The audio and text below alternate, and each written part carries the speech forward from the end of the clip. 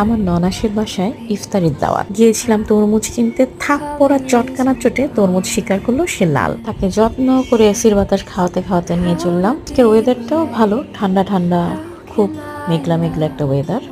ওরা উত্তরখানে থাকে, যে কারণে আমরা প্রায় এক্সপ্রেস ওয়ে দিয়ে যাই, এতে করে আমাদের অনেকটা সময় বাঁচে। ইফতারি ভিডিও করার আর সময় পাইনি, তবে রাতের খাবার সেই মজা ছিল।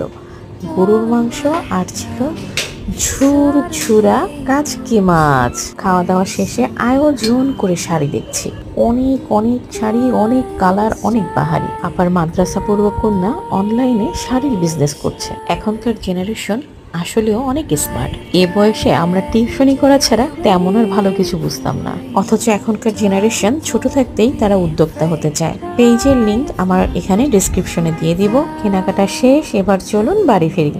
ভিডিওটা ভালো লাগলে সাবস্ক্রাইব করে পাশে থাকুন। টাটা।